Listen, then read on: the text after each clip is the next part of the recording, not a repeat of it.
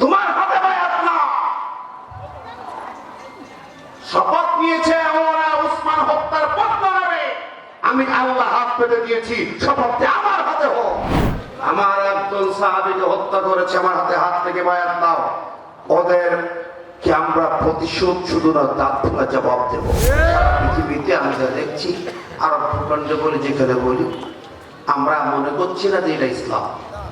আমি কোরআনের জ্ঞান জানার আছে, ভালো করে বোঝেন, প্রাণ করে বোঝেন। বিশ্বে 180 কোটি মুসলমান, 180 কোটি।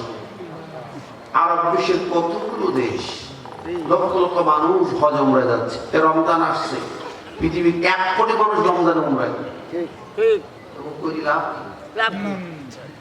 যদি নাকি আমার ভাই ফিলিস্তিনে মার খায়, যদি আমার ছোট্ট করে ছোট্ট 5 বছরের বাচ্চার কপাল ফেটে রক্ত ঝরে, তার প্রতিবাদ করতে না পারি, তাদের মোকাবেলা করতে না পারি, দাঁত ভাঙা জবাব দিতে না পারি, ইসরায়েলকে পৃথিবীর মঞ্চ থেকে মুছে দিতে না পারি, কি হবে তোমার উপহার? ঠিক না ঠিক? আমার ভাইয়ের আমার কথাগুলো উল্টো হলো, দয়া করে মাফ করবেন। আমি যা বুঝেছি, আমার একটু আগে আমার ভাই বলছে সূরা ফাতার কথা শুনলাম, আমি বলে ওই জায়গায় গেলে আমার কলিজা ফেটে যায়। আমি হুদাইবিয়াতে কদিন আগে ঘুরে এসেছি, এই জানুয়ারিতে হুদাইবিয়াতে গেছি। বিশ্বনবী সাল্লাল্লাহু আলাইহি ওয়াসাল্লাম 6ষ্ঠ হিজরিতে উমরা করতে আসছেন। হুদাইবিয়ার সন্ধি হয়েছিল, ইতিহাসের বই পড়ে।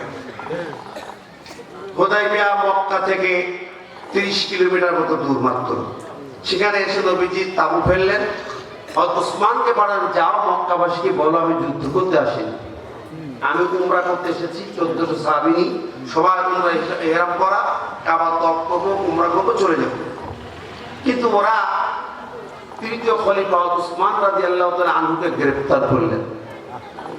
গ্রেফতার করে ওরা রেখে দিলেন।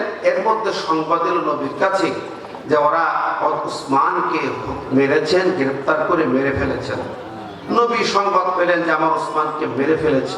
যা আমরা কমপক্ষে আমরা যে কাজ করি, নবীও তাই করেছিলেন না? নবী কি করলেন?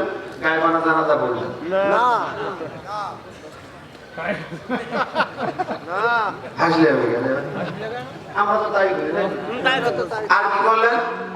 ওর একটা উট জবাই করো, খিচুড়ি পাঠাও, দোয়া মেলাদের আয়োজন করো। করেননি? সবে না খতমের আয়োজন করেন? আমরা তা করি, তা মেলছে না তো। আপনারাই বলছেন না, আমি তো বলিনি। কিন্তু বিয়ে করেছিলেন? উট জবাইকে মিলাদ দিলেন, গায়বানা জানাজা পড়লেন, কি করলেন? কি করেছিলেন বলতে পারবেন? কি বলেছিলেন? আমার ভাই এই কথাটা বলার জন্য আমি আপনাদের কাছে এলাম। দেখেন সূরা ফাতিহায় যদি যান, বিশ্বনবী ডাক দিলেন সাহাবীরা একটা গাছের নিচে, বাবলা গাছের নিচে। সেই গাছটা খলিফা ওমর আবার কেটে দিয়েছেন, মানুষ ওখানে যে বেদাত করতো কেটে দিয়েছেন। তো এই গাছের নিচে নবীজি সাহাবীদেরকে ডাকলেন, সাহাবীরা শোনো, আমার উসমানকে যারা মেরেছে, হত্যা করেছে, আমি তাদের মোকাবেলায় নামতে চাই, দাঁত ভাঙা জবাব দিতে চাই।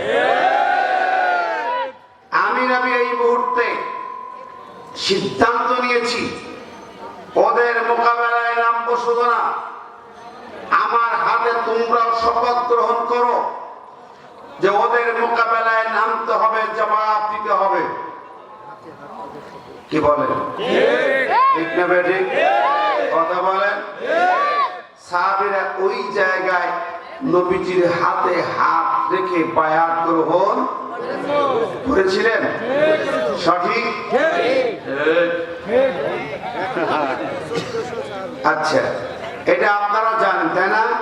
আমার তো আর বলার অপেক্ষা রাখে। তো নবীজি কি করলেন? উসমানকে মেরেছে, গায়বানা জানাজা না, দোয়া না, মিলাদ না, ছবি না, খতম না, কি করলেন? আমার একজন সাহাবীকে হত্যা করেছে, আমার হাতে হাত থেকে বায়াত নাও। ওদের কি আমরা প্রতিশোধ শুধু না, দাঁত ভাঙা জবাব দেব। এবং ওই সাহাবী নবীর হাতে হাত রাখলেন, বায়াত দিলেন। এই বায়াতকে বায়াতের রিদওয়ান বলে, বায়াত আলাল জিহাদ বলা হয়। বায়াত মানে শপথ গ্রহণ, জিহাদের উপরে জীবন দেওয়ার শপথ, সাধারণ শপথ না।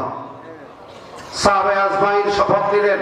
আল্লাহ বললেন ইন্নাল্লাযীনা ইউবাইউনাকা ইন্নামা ইউবাইউনা আল্লাহ ইয়াদুল্লাহি ফাওকা আইদিহিম।